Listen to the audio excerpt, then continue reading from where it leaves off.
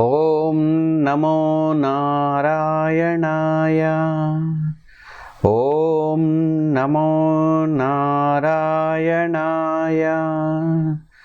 ఓం నమో నారాయణాయ.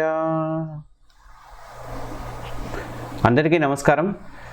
మహర్షి భక్తిపీఠం ఛానల్ని సబ్స్క్రైబ్ చేసుకోండి.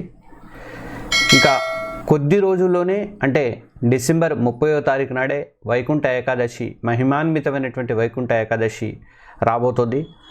ఆ ఒక్కరోజు ఉపవాసం ఉంటే సాక్షాత్తు వైకుంఠ ద్వారాలు తెరుచుకుంటాయని, కోటి జన్మల పుణ్యం లభిస్తుందని చెప్పేసి మనందరికీ తెలుసు. కానీ ఇంత నిష్టగా ఉపవాసం ఉండి కూడా మీరు తెలియక చేసే ఆ ఒక్క పొరపాటుతో ఆ పుణ్యఫలం అంతా కూడా గంగలో కలిసిపోతుందని మీకు తెలుసా? అసలు ఉపవాసం ఉండి కూడా కొందరికి ఫలితం ఎందుకు దక్కట్లేదు? అందరూ చేసే ఆ తప్పు ఏంటి?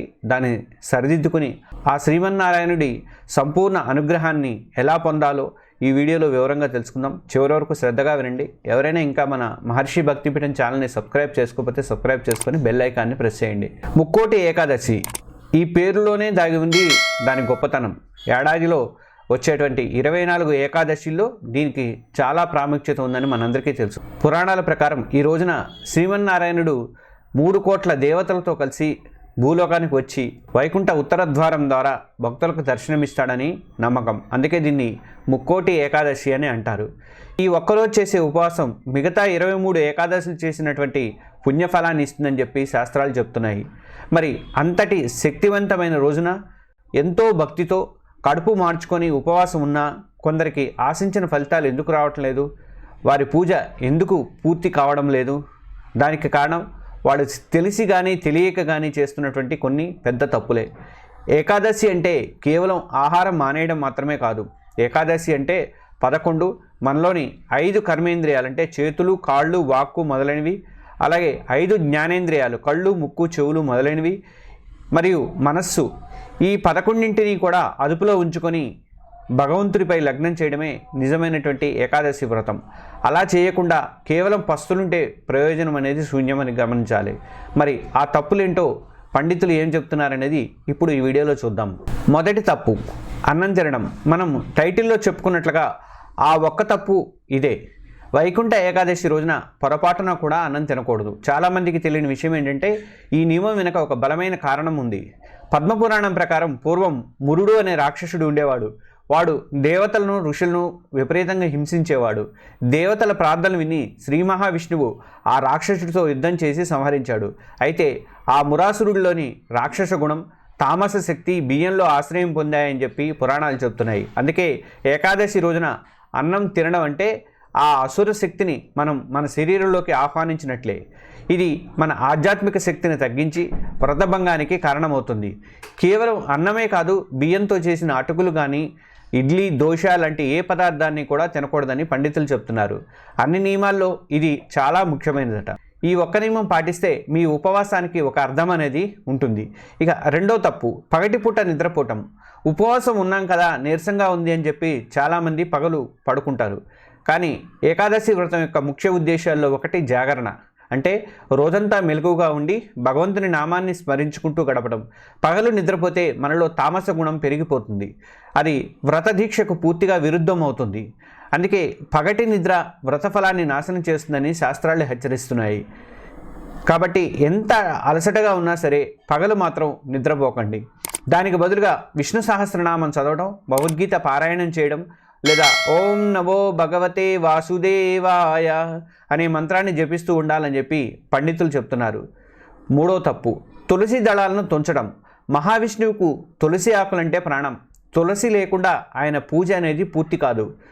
కానీ ఏకాదశి రోజున తులసి మొక్కను తాకడం, ఆకులు తుంచడం మహాపాపంగా పరిగణిస్తారు. పురాణాల ప్రకారం ఏకాదశి రోజున సాక్షాత్తు తులసిమాత కూడా విష్ణువు కోసం ఉపవాస దీక్షలో ఉంటుందట.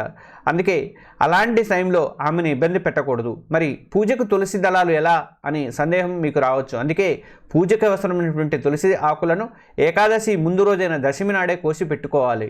ఇది తప్పక గుర్తుంచుకోవాల్సిన విషయము. ఇక నాలుగో తప్పు తామస గుణ ప్రవర్తన. కోపం, అబద్ధం, చాడీలు. ఏకాదశి అంటే శారీరక ఉపవాసమే కాదు, మానసిక ఉపవాసం కూడా. ఆ రోజు మన మనసుని, మాటను అదుపులో ఉంచుకోవాలి. ఎవరి మీదైనా కోపం చూపించడం, ఇతరులను తిట్టడము, కఠినంగా మాట్లాడటం, అబద్ధాలు ఆడటము లాంటివి పూర్తిగా మానివేయాలి. ఎవరితోనైనా గొడవ పడితే ఆ రోజు చేసినటువంటి జపం, ఉపవాసం, ఈ ఫలితం అన్నీ కూడా పోతాయని చెప్పి పండితులు చెప్తున్నారు. ఆహారంలో కూడా ఉల్లి, వెల్లుల్లి, మసాలాలు, మాంసాహారం లాంటి తామస గుణాన్ని పెంచేటువంటి వాటికి ఆ రోజు ఏకాదశి రోజున, వైకుంఠ ఏకాదశి రోజున దూరంగా ఉండాలి. మనసును ప్రశాంతంగా, సాత్వికంగా ఉంచుకోవడమే నిజమైనటువంటి శక్తి. 5వ తప్పు, బ్రహ్మచర్యం పాటించకపోవడం. ఏకాదశి వ్రతం చేసేవారు దశమి రాత్రి నుండే ద్వాదశి ఉదయం వరకు కూడా కఠినమైనటువంటి బ్రహ్మచర్యం పాటించాలి. ఈ పవిత్రమైన రోజున శారీరక, మానసిక శుద్ధి అనేది చాలా అవసరము. మన శక్తిని ప్రాపంచిక సుఖాలపై కాకుండా పూర్తిగా భగవంతుని మీదనే ఉంచాలి. మనసును, శరీరాన్ని నిర్మలంగా ఉంచుకొని శ్రీహరిని ధ్యానించడమే ఈ వ్రతం యొక్క అసలైన ఫలం. శ్రీ మహావిష్ణువు మహిమ, ఏకాదశి గురించి చెప్తున్నటువంటి ఈ విషయాలు మీకు ఉపయోగకరంగా అనిపిస్తున్నాయా? అయితే ఒక్క క్షణం ఆగి ఈ వీడియోకి ఒక లైక్ బటన్ ఇవ్వండి. మీరు ఇచ్చే ఈ చిన్న ప్రోత్సాహం ఇలాంటి మరెన్నో హిందూ పండగల విశేషాలు మీ ముందుకు తేవడానికి నాకు ప్రోత్సాహం అందిస్తుంది. శ్రీహరి అనుగ్రహం కోసం సరైన పూజ చేసేటువంటి విధానం ఏంటి అంటే, ఇప్పటిదాకా మనం చేయకూడని తప్పులు ఏంటో చూసాము. సరే, ఇప్పుడు ఆ శ్రీమన్నారాయణ సంపూర్ణ అనుగ్రహం పొందాలి అంటే, వ్రతఫలాన్ని పూర్తిగా దక్కించుకోవాలి అంటే, శ్రీ వైకుంఠ ఏకాదశి నాడు మనం ఏం చేయాలనేది చూద్దాము.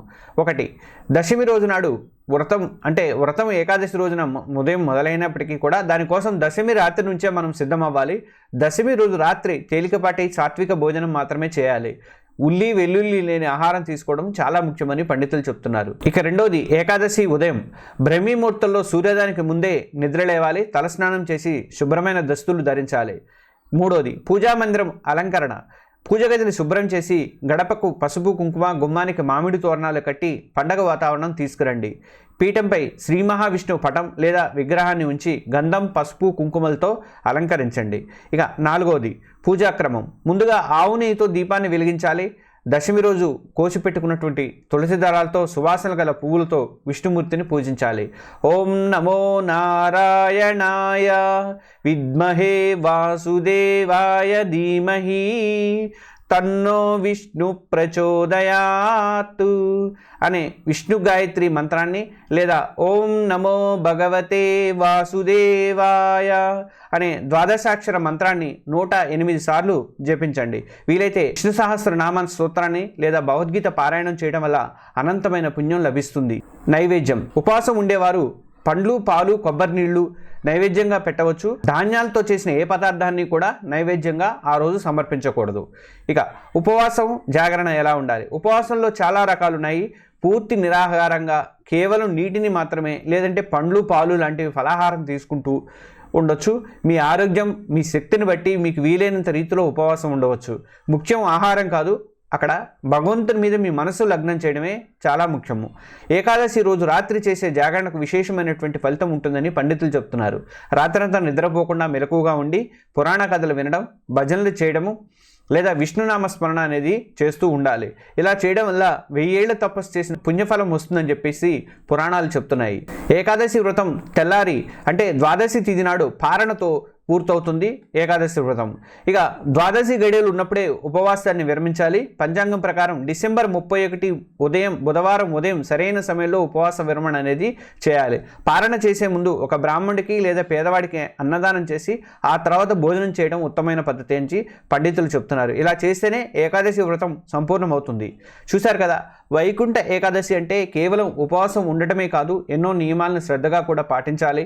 ముఖ్యంగా అన్నం తినడం, పగలు నిద్రపోవడం, తులసి కోయడం, కోపతాపాలకు లోనవడం, బ్రహ్మచర్యం పాటించకపోవడం, ఇలాంటి తప్పులకు ఖచ్చితంగా దూరంగా ఉండాలి. సరైనటువంటి పూజా విధానాన్ని ఆచరించి రాత్రి జాగరణ చేసి ద్వాదశి నాడు పారణ చేస్తే మీకు వ్రతఫలితం అనేది సంపూర్ణంగా సిద్ధిస్తుంది. ఆ భగవంతుడి శ్రీమన్నారాయణుడి కృప అనేది మీ మీద ఉంటుంది. ఈ నియమాలన్నీ భక్తితో పాటిస్తేనే శ్రీమన్నారాయణ కృప, లక్ష్మీదేవి అనుగ్రహం మీ కుటుంబంపై ఎల్లప్పుడూ ఉండాలని చెప్పేసి నేను మనస్ఫూర్తిగా కోరుకుంటున్నాను. మన మహర్షి భక్తిపీఠం ఛానల్ని ప్రతి ఒక్కరు సబ్స్క్రైబ్ చేసుకోండి. ఆ కింద ఉన్నటువంటి బెల్ ఐకాన్ కూడా మీరు ప్రెస్ చేస్తే మేము పెట్టేటువంటి వీడియోలకు మీకు వెంటనే నోటిఫికేషన్ వస్తుంది. బెల్ ఐకాన్ కూడా ప్రెస్ చేయండి. అలాగే ఈ వీడియోకి ఒక లైక్ బటన్ ఇవ్వండి.